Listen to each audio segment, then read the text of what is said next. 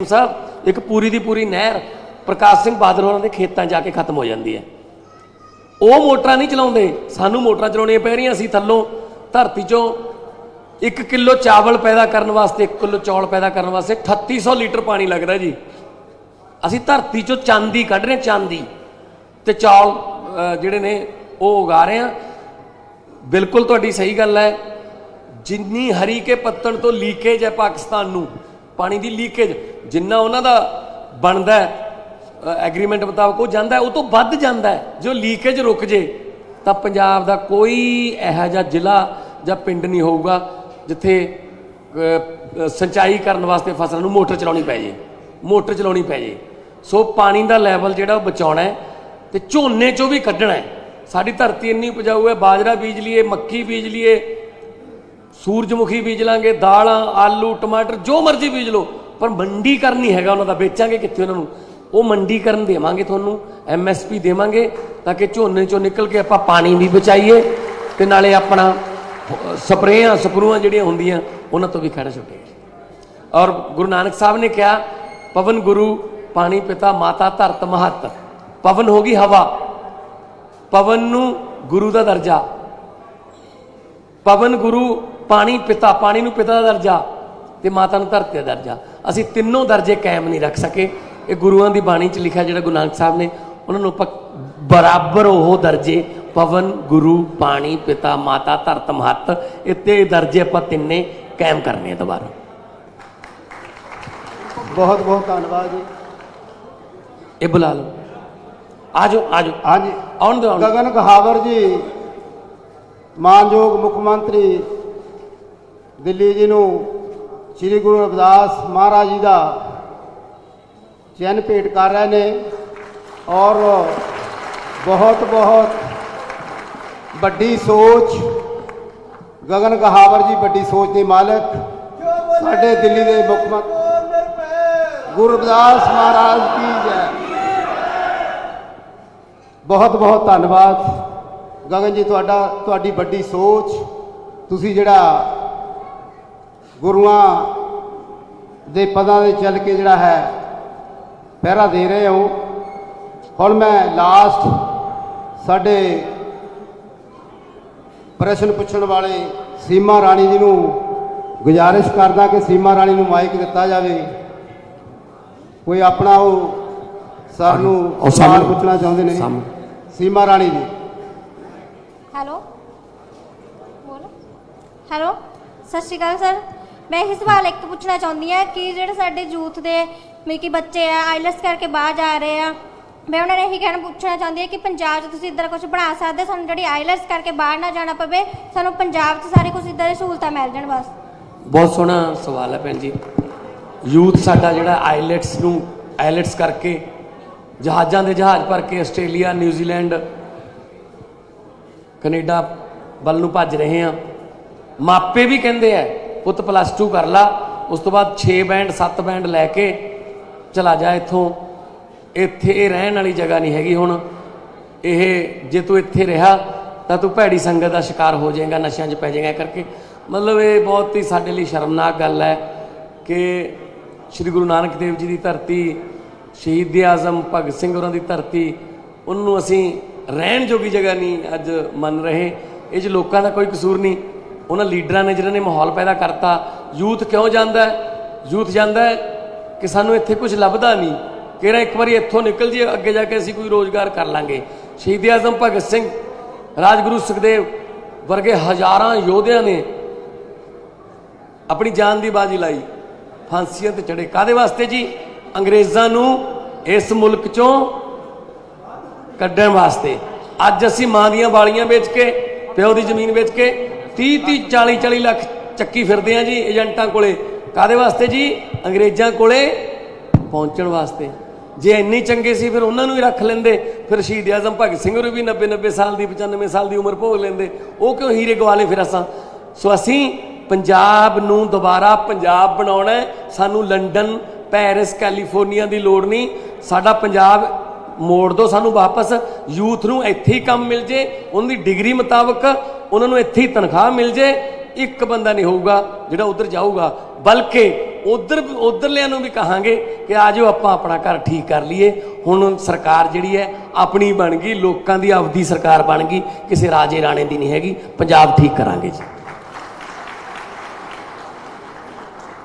ਸੋ ਪੰਜਾਬ ਦੇ ਚਿੰਤਨ ਲਈ ਤੁਹਾਡੇ ਨਾਲ ਸਵਾਲਾਂ ਦੇ ਜਵਾਬ ਸਾਡੇ ਸੂਬਾ ਪ੍ਰਧਾਨ ਸਰਦਾਰ ਭਗਵੰਤ ਸਿੰਘ ਮਾਨ ਜੀ ਨੇ ਦਿੱਤੇ ਨੇ।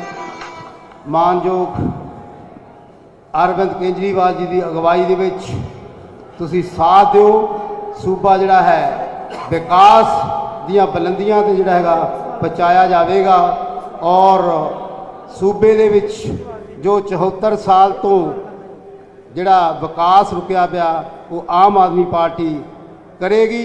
ਤੁਹਾਨੂੰ ਪਤਾ ਕਿ ਦਿੱਲੀ ਦੇ ਵਿੱਚ ਕਹਿਣੀ ਤੇ ਕਰਨੀ ਤੇ ਜਿਹੜਾ ਹੈਗਾ ਮਾਨਯੋਗ ਅਰਵਿੰਦ ਜੀ ਨੇ ਪਹਿਰਾ ਦਿੱਤਾ ਆ। ਉਹਨਾਂ ਦੀ ਰਹਿਨੁਮਾਈ ਦੇ ਵਿੱਚ ਆਮ ਆਦਮੀ ਪਾਰਟੀ ਦੀ ਸਰਕਾਰ ਪੰਜਾਬ ਦੇ ਵਿੱਚ ਬਣੇਗੀ ਔਰ ਤੁਹਾਡੀਆਂ ਕਸੌਟੀਆਂ 'ਤੇ ਅਸੀਂ ਖਰੇ ਉਤਰਾਂਗੇ। ਇਹਨਾਂ ਸ਼ਬਦਾਂ ਦੇ ਨਾਲ ਤੁਹਾਡਾ ਬਹੁਤ ਬਹੁਤ ਧੰਨਵਾਦ। ਹੁਣ ਮੈਂ ਜ਼ਿਆਦਾ ਸਮਾਂ ਨਾ ਲਵਾਂ। ਮੈਂ ਹੁਣ ਸਾਡੇ ਸੂਬਾ ਦੇ ਮੁੱਖ ਪ੍ਰਧਾਨ ਸਰਦਾਰ ਭਗਵੰਤ ਸਿੰਘ ਮਾਨ ਜੀ ਮੈਂਬਰ ਪਾਰਲੀਮੈਂਟ ਸੰਗਰੂਰ ਉਹਨਾਂ ਨੂੰ ਗੁਜ਼ਾਰਿਸ਼ ਕਰਦਾ ਕਿ ਤੁਹਾਡੇ ਦਿਲਾਂ ਦੀ ਧੜਕਣ ਨੇ ਉਹ ਆਣ ਕੇ ਜਿਹੜਾ ਹੈਗਾ ਤੁਹਾਡੇ ਰੂਲ ਹੁਣ ਮਾਨ ਸਾਹਿਬ। आज भाई जी सवाल सर अरविंद केजरीवाल की एक वीडियो देखी थी दिल्ली के बीच में। सर मेरे को मैच दिया जाए। सर अरविंद केजरीवाल की मैंने दिल्ली के बीच वीडियो देखा था जिसमें कि केजरीवाल साहब कह रहे हैं कि मैंने जितने भी दुनिया के संविधान पढ़े हैं बाबा साहब डॉक्टर अम्बेडकर का संविधान चालू है एक दिन के लिए लागू कर दिया जाए। अगर ईमानदारी के लिए एक दिन के लिए लागू कर दिया जाए दुनिया का नंबर 1 देश बनने से कोई रोक नहीं सकता। बिल्कुल बिल्कुल बिल्कुल। बाबा साहब बाबा अंबेडकर साहब ਦੇ ਨਾਂ ਤੇ ਯੂਨੀਵਰਸਿਟੀ ਉੱਥੇ ਦਿੱਲੀ ਦੇ ਵਿੱਚ ਇਹਨਾਂ ਨੇ ਸਥਾਪਿਤ ਕੀਤੀ ਹੈ। ਇਹ ਆਪਣੀ ਸਪੀਚ ਦੇ ਵਿੱਚ ਦੱਸ ਦੇਣਗੇ ਸਰ ਪਲੀਜ਼। ਹਾਂਜੀ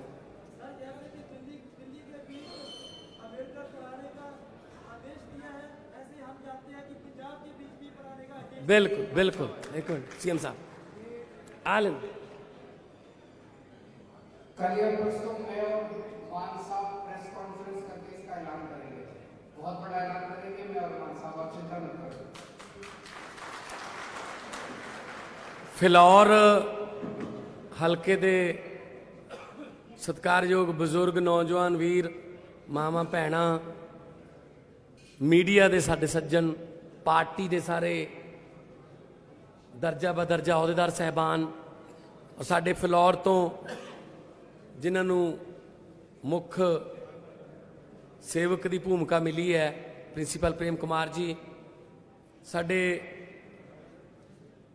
ਦੇਸ਼ ਦੇ ਸਭ ਤੋਂ ਵੱਧ ਹਰਮਨ ਪਿਆਰੇ ਮੁੱਖ ਮੰਤਰੀ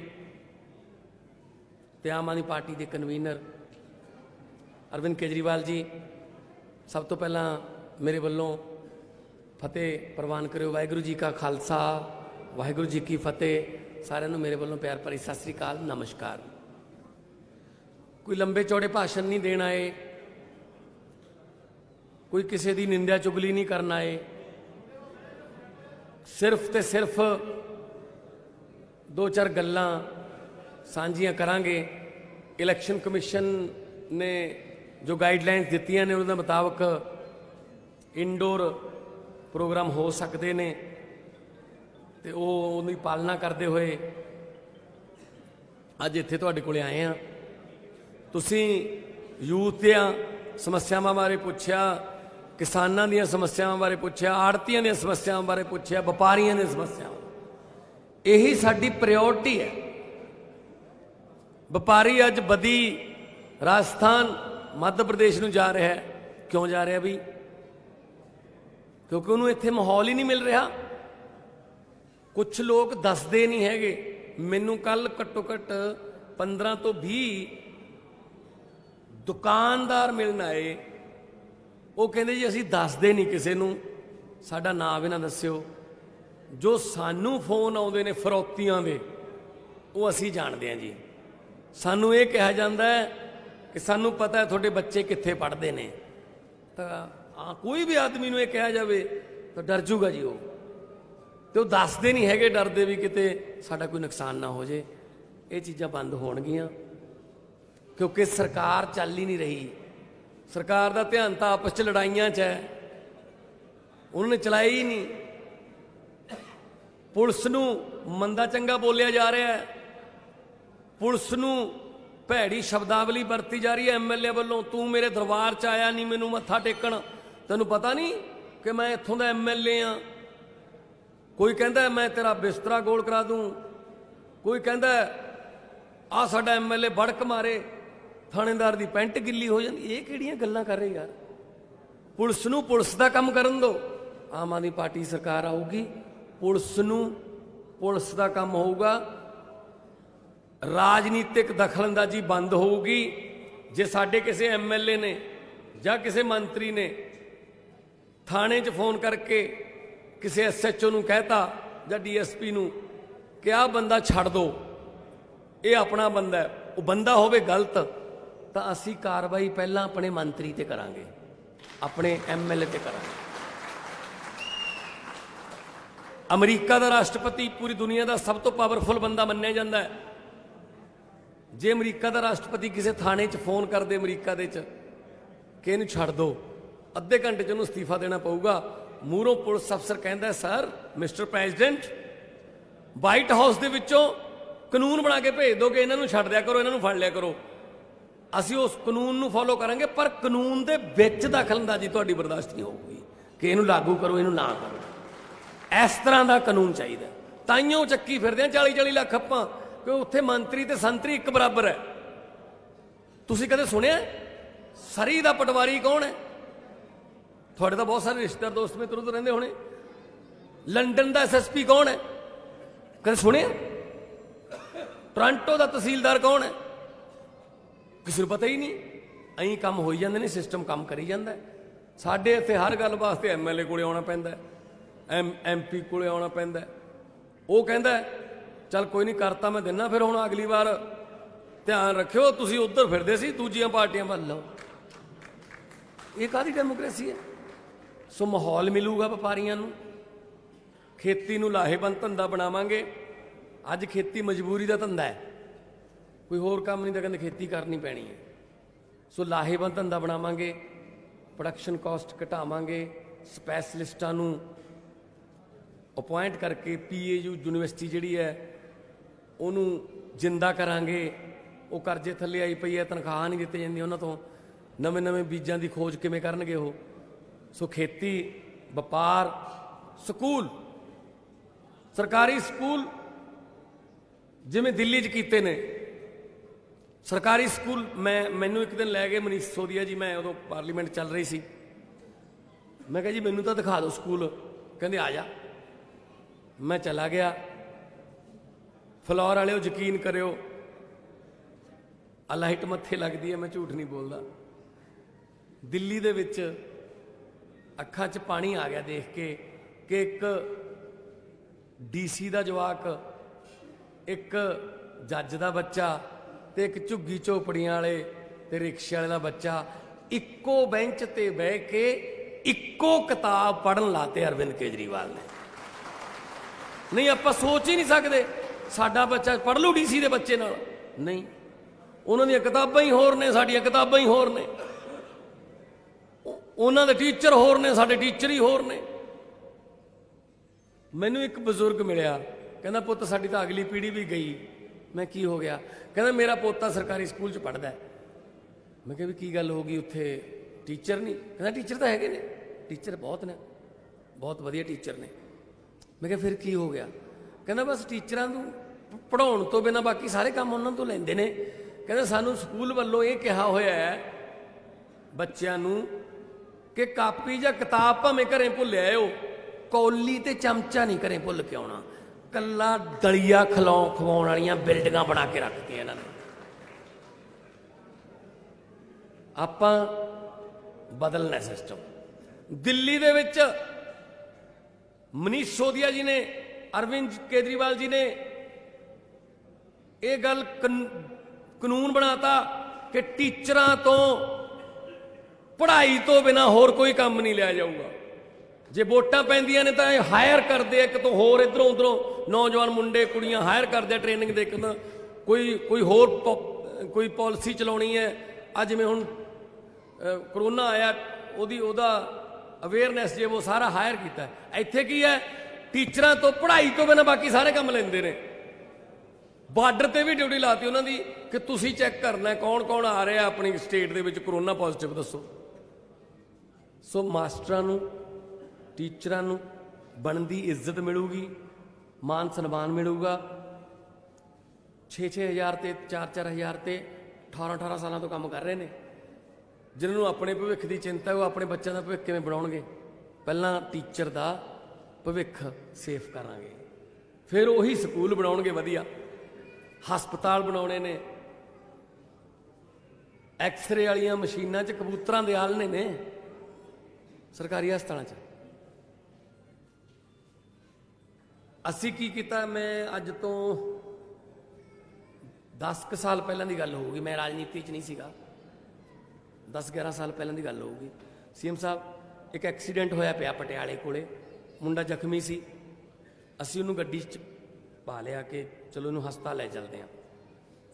ਤੇ ਮੈਂ ਡਰਾਈਵਰ ਨੂੰ ਕਿਹਾ ਕਿ ਆਪਾਂ ਰਜਿੰਦਰਾ ਹਸਪਤਾਲ ਇਹਨੂੰ ਦਾਖਲ ਕਰਾ ਦਿੰਦੇ ਹਾਂ। ਉਹ ਮੁੰਡਾ ਕਹਿੰਦਾ ਬਲੱਡ ਉਹਦਾ ਚੱਲੀ ਜਾਂਦਾ ਸੀ, ਉਹਨੂੰ ਅਸੀਂ ਪੱਟੀ ਜੀ ਕੱਪੜਾ ਜਿਹਾ ਰੱਖ ਲਿਆ ਸੀ। ਉਹ ਕਹਿੰਦਾ ਕਿਹੜੇ ਹਸਪਤਾਲ 'ਚ ਦਾਖਲ ਕਰਾਉਂਗੇ ਜੀ? ਮੈਂ ਕਿਹਾ ਸਰਕਾਰੀ 'ਚ। ਉਹਨੇ ਗੱਲ ਇਹੋ ਜਿਹੀ ਕਹੀ, ਮੈਨੂੰ ਸਮਝ ਨਾ ਆਵੇ ਮੈਂ ਤਾਂ ਕੀ ਜਵਾਬ ਦੇਵਾਂ।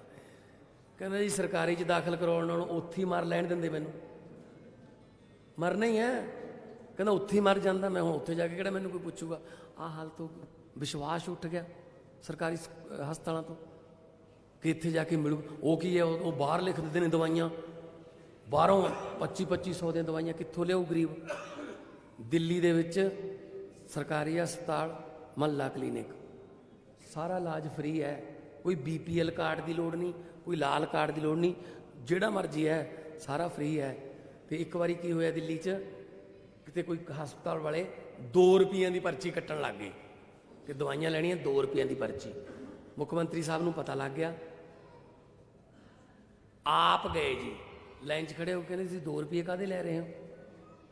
ਇਹ 2 ਰੁਪਏ ਕਾਹਦੇ ਲੈ ਰਹੇ ਹੋ ਤੁਸੀਂ ਲੋਕਾਂ ਤੋਂ? ਉਹਨੇ 2 ਰੁਪਏ ਮਾਫੀ ਮੰਗੀ, 2 ਰੁਪਏ ਬੰਦ ਕੀਤੇ। ਇੱਕ ਮੁੱਖ ਮੰਤਰੀ ਉਹ ਹੈ ਜਿਹੜਾ ਲੋਕਾਂ ਦੇ 2 ਰੁਪਏ ਬਚਾਉਣ ਵਾਸਤੇ ਆਪ ਤੁਰ ਕੇ ਹਸਪਤਾਲ 'ਚ ਤੁਰ ਜਾਂਦਾ। ਆ ਦੂਜੇ ਆਪਣੇ ਵਾਲੇ ਨੇ 2-2 ਕਰੋੜ ਆਪਣਾ ਨੁਕਸਾਨ ਹੋ ਜੇ ਕੱਖ ਨਹੀਂ ਫਰਕ ਪੈਂਦਾ ਇਹਨਾਂ ਨੂੰ, ਆਪਦੇ ਮਹਿਲ ਉੱਚੇ ਕਰੀ ਜਾਂਦੇ ਆ, ਆਪਦੀਆਂ ਹੋਟਲ ਬਿਲਡਿੰਗਾਂ ਬਣਾ ਲੀਆਂ, ਸਭ ਬਣਾਈ ਫਿਰਦੇ। ਸੋ ਇਹਨਾਂ ਤੋਂ ਖਹਿੜਾ ਛਡਾਈਏ। ਸੋ ਮੈਂ, ਕਿਉਂਕਿ ਆਪਾਂ ਤਾਂ ਬੋਲਦੇ ਹੀ ਰਹਿਣਾ, CM ਸਾਹਿਬ ਦਾ ਵੀ ਟਾਈਮ ਜਿਹੜਾ ਉਹ ਵੱਧ ਤੋਂ ਵੱਧ ਇਹਨਾਂ ਨੂੰ ਆਪਾਂ ਬੁਲਵਾਈਏ। ਔਰ ਇੱਕ ਗੱਲ ਦੀ ਗਰੰਟੀ ਲੈਂਦੇ ਹਾਂ ਕਿ ਪੰਜਾਬ ਨੂੰ ਦੁਬਾਰੇ ਪੰਜਾਬ ਬਣਾਵਾਂਗੇ, ਖਜ਼ਾਨਾ ਵੀ ਭਰਿਆ ਜਾਊਗਾ, ਕਰਜ਼ਾ ਵੀ ਲਾਹਾਂਗੇ, ਸਹੂਲਤਾਂ ਵੀ ਦੇਵਾਂਗੇ। ਕਿਉਂਕਿ ਲੋਕਾਂ ਨੂੰ ਇਹ ਉਮੀਦ ਹੁੰਦੀ ਹੈ ਕਿ ਮੇਰੇ ਟੈਕਸ ਦਾ ਪੈਸਾ ਜਿਹੜਾ ਹੈ ਉਹ ਮੇਰੇ ਉੱਤੇ ਹੀ ਵਾਪਸ ਆਵੇ, ਚਾਹੇ ਸਕੂਲਾਂ ਦੇ ਰੂਪ 'ਚ, ਚਾਹੇ ਬਿਜਲੀ ਦੇ ਰੂਪ 'ਚ, ਚਾਹੇ ਹਸਪਤਾਲਾਂ ਦੇ ਰੂਪ 'ਚ, ਇਨਫਰਾਸਟਰਕਚਰ ਦੇ ਰੂਪ 'ਚ, ਸੜਕਾਂ ਦੇ ਰੂਪ 'ਚ। ਸੋ ਇਹ ਜਿਹੜਾ ਪੰਜਾਬ, ਇਹ ਬਾਕੀ ਉਹਨਾਂ ਵਾਂਗੂ ਨਹੀਂ ਆਪਾਂ ਹੈਗੇ। ਉਹ ਲੜੀ ਜਾਂਦੇ ਨੇ, ਕੱਲ੍ਹ ਰਾਹੁਲ ਗਾਂਧੀ ਦੇ ਸਾਹਮਣੇ ਲੜੀ ਜਾਂਦੇ ਸੀ ਦੋਨੇ, ਉਹ ਕਹਿੰਦਾ ਮੈਨੂੰ ਬਣਾਓ, ਕਹਿੰਦਾ ਮੈਨੂੰ ਬਣਾਓ ਹੈ। ਸੋ ਉਹ ਮੈਨੂੰ ਬਣਾਓ ਤੈਨੂੰ ਬਣਾਓ ਦੇ ਚੱਕਰਾਂ 'ਚ ਨੇ, ਅਸੀਂ ਪੰਜਾਬ ਬਣਾਓ ਦੇ ਚੱਕਰਾਂ 'ਚ, ਅਸੀਂ ਤੁਹਾਨੂੰ ਬਣਾਉਣਾ ਕੁਛ ਨਾ ਕੁਛ। ਸੋ ਮੈਂ ਹੁਣ ਬੇਨਤੀ ਕਰਦਾ ਦਿੱਲੀ ਦੇ ਮੁੱਖ ਮੰਤਰੀ, ਆਮ ਆਦਮੀ ਪਾਰਟੀ ਦੇ ਕਨਵੀਨਰ ਅਰਵਿੰਦ ਕੇਜਰੀਵਾਲ ਜੀ, ਉਹ ਤੁਹਾਡੇ ਨਾਲ ਆ ਕੇ ਵਿਚਾਰ ਸਾਂਝੇ ਕਰਨ। ਜ਼ੋਰਦਾਰ ਤਾੜੀਆਂ 'ਚ ਅਰਵਿੰਦ ਕੇਜਰੀਵਾਲ।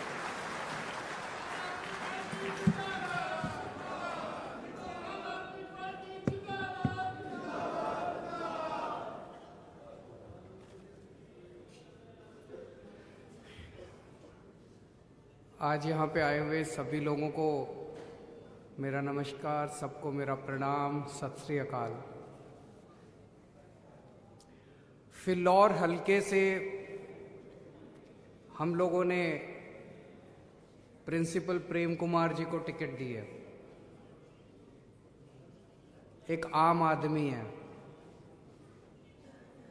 नेता नहीं है, इनको राजनीति करनी नहीं आती, मेरे को भी राजनीति करनी नहीं आती। जब इनका नाम हमारी कमेटी में आया तो इस पे चर्चा होने लगी कि जी प्रिंसिपल प्रेम कुमार जी बड़े कट्टर ईमानदार आदमी है कि नहीं है?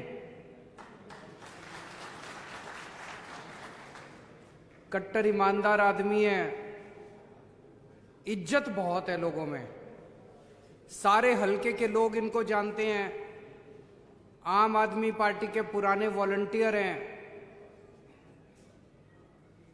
लेकिन किसी ने कहा जी पैसे नहीं है उनके पास चुनाव लड़ने को। तो मैंने उनको कहा कि जब हम पहला चुनाव लड़े थे मेरे पास भी पैसे नहीं थे चुनाव लड़ने को। अगर जनता साथ देगी तो अपने आप जीत जाएंगे। साथ दोगे कि नहीं दोगे?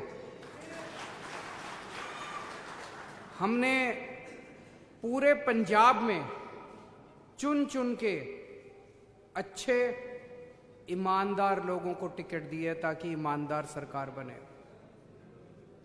ये हमारे सरदार भगवंत मान जी हैं,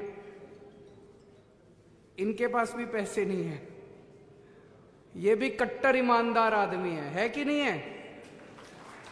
हाथ खड़े करके बताओ जरा। एक तरफ बादल हैं, बादलों का पूरा परिवार है, एक तरफ चन्नी साहब हैं, एक तरफ ये सारे नेता हैं और एक तरफ सरदार भगवंत मान है। सरदार भगवंत मान पिछले 7 साल से एमपी हैं, लोकसभा में जाते हैं। सुने आपने इनके भाषण? देखें यूट्यूब पे, है ना? अच्छा बोलते हैं ना, शानदार बोलते हैं। लोकसभा में भाषण देते हैं। पंजाब में अगर एक कोई आदमी एमएलए बन जाए तो 5 साल में अपनी 3-4 कोठियां तो बनवा ही लेता है, 4-5 बड़ी बड़ी गाड़ियां तो आई जाती हैं। ये 7 साल से एमपी हैं, अभी भी किराए के मकान में रहते हैं। मेरे को लगता है आज पंजाब की सबसे बड़ी जरूरत क्या है? सर, पंजाब को आज सबसे बड़ी जरूरत है, पंजाब को एक कट्टर ईमानदार सीएम चाहिए। चाहिए कि नहीं चाहिए? तो एक तरफ है ऐसे लोग जिन पे नशा बेचने के आरोप हैं, एक तरफ है ऐसे लोग जिन पे रेता बेचने के आरोप हैं, और एक तरफ ऐसा शख्स है जो कट्टर ईमानदार है। एक पैसा एक नई चवन्नी इन्होंने किसी से नहीं लिया आज तक। दोस्तों,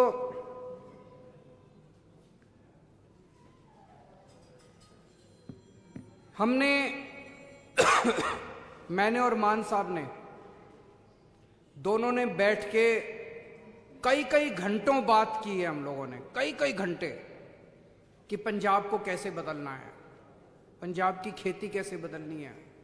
कई किसानों से बैठ के हमने बात की, खेती कैसे बदलनी है, पंजाब की इंडस्ट्री कैसे वापस लेके आनी है। सारी इंडस्ट्री इन्होंने बाहर भेज दी। पंजाब के बच्चों को रोजगार कैसे देना, एक लड़की ने खड़े होकर पूछा था। पंजाब के बच्चे सारे बाहर जा रहे हैं और जो बच गए वो सारे नशा कर रहे हैं। पंजाब से नशा कैसे खत्म करना है, बेअदबी कैसे रोकनी है, बेअदबी करने वालों को सजा कैसे देखनी है।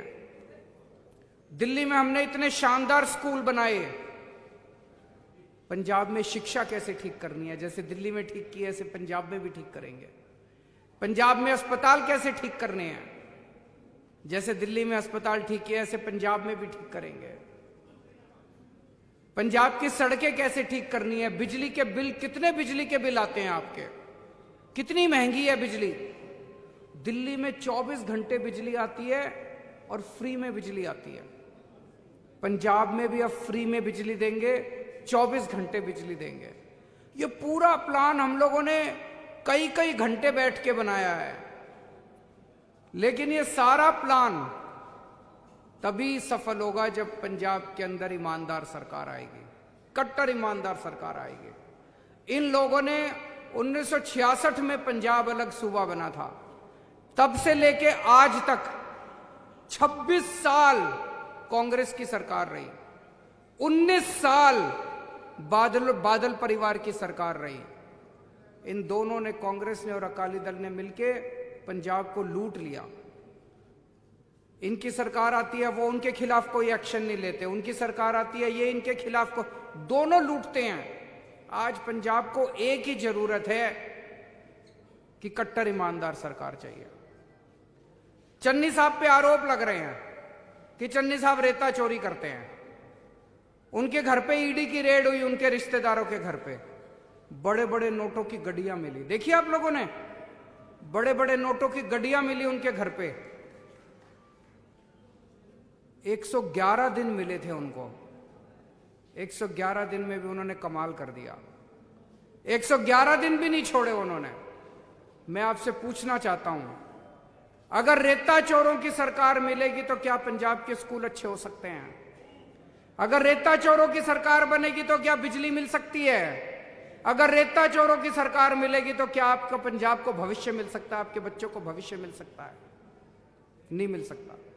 आज आपको कट्टर ईमानदार सरकार चाहिए, ऐसे प्रिंसिपल प्रेम कुमार जैसे एमएलए चाहिए और सरदार भगवंत मान जैसे सीएम चाहिए। मैं बाबा साहब अंबेडकर जी का बहुत बड़ा फैन हूं, फैन नहीं हूं, भक्त हूं उनका, मैं पूजा करता हूं उनकी। आइंस्टाइन ने एक बार बोला था महात्मा गांधी के लिए कि आने वाली पीढ़ियां यकीन नहीं करेंगे कि ऐसा इंसान पृथ्वी पे पैदा हुआ था। यह बात मैं बाबा साहब अंबेडकर के लिए बोलना चाहता हूं कि आने वाली पीढ़ियां यकीन नहीं करेंगी कि बाबा साहब अंबेडकर जैसा इंसान इस पृथ्वी के ऊपर पैदा हुआ था। अभी एक शख्स आए थे यहां पे, मैंने 3 दिन पहले दिल्ली में 26 जनवरी पे ऐलान किया है कि बाबा साहब अंबेडकर अब दिल्ली के किसी भी दफ्तर में, दिल्ली सरकार के किसी भी दफ्तर में, किसी भी स्कूल में, किसी भी ऑफिस में दिल्ली के मुख्यमंत्री की फोटो नहीं लगेगी, बाबा साहब अंबेडकर और सरदार भगत सिंह की फोटो लगेगी, शहीद आजम भगत सिंह की।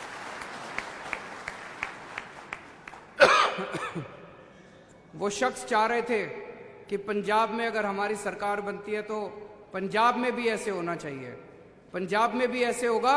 और 1-2 दिन के बाद मैं और सरदार भगवंत मान इसको प्रेस कॉन्फ्रेंस करके ऐलान करेंगे इसको।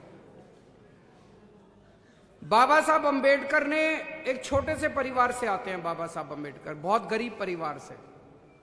उन्होंने बड़ा संघर्ष किया, लेकिन उन्होंने 2-2 पीएचडी की डिग्री ली विदेशों से। उन्होंने अमेरिका से और इंग्लैंड से 2 विदेशों से पीएचडी की डिग्री ली। अपनी जिंदगी में उन्होंने सबसे बड़ी तवज्जो पढ़ाई को दी। उन्होंने कहा कुछ भी करो लेकिन अपने बच्चों को अच्छी शिक्षा देना। उनका सपना था कि ऐसा देश होना चाहिए आजादी के बाद जिसमें अमीरों के और गरीबों के बच्चों को एक जैसी अच्छी शिक्षा मिले, हर बच्चे को अच्छी शिक्षा मिले।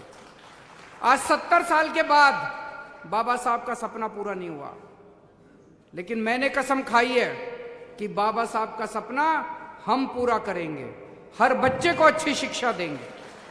और दिल्ली में हम उनका सपना पूरा कर रहे हैं।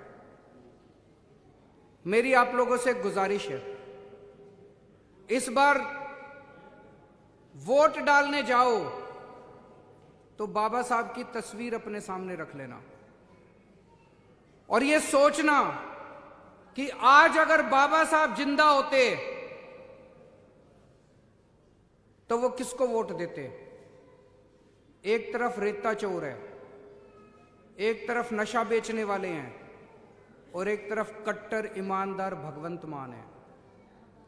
अगर आज बाबा साहब अंबेडकर जिंदा होते तो वो किसको वोट देते? नशा बेचने वालों को वोट देते, रेता चोरों को वोट देते कि ईमानदार भगवंत मान को वोट देते? मैं आपसे पूछना चाहता हूं, किसको वोट देते बाबा साहब अंबेडकर? वही करना जो बाबा साहब अंबेडकर करते।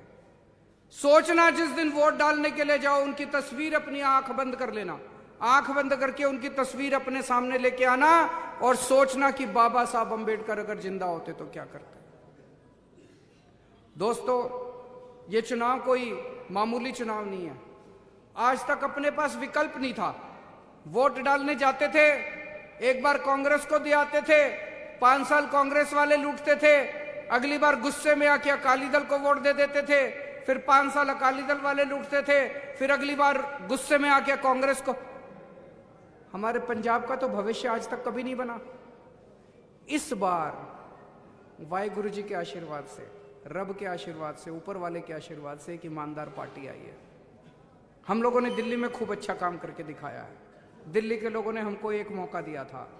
पंजाब के लोगों से अपील है, आपने 26 साल कांग्रेस को दे दिए, 19 साल आप लोगों ने अकाल बादल परिवार को दे दिए, 5 साल, बस 5 साल मांग रहे हैं आपसे।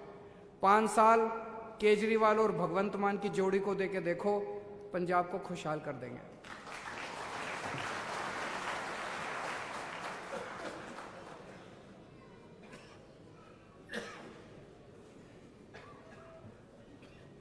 बहुत बहुत धन्यवाद।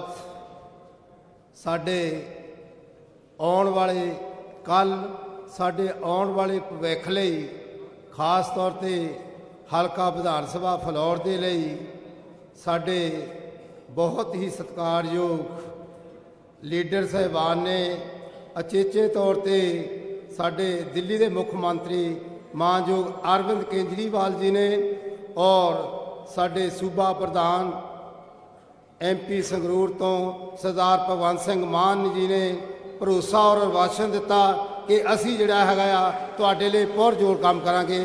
धन्यवाद सारिਆਂ ਦਾ, बहुत बहुत धन्यवाद।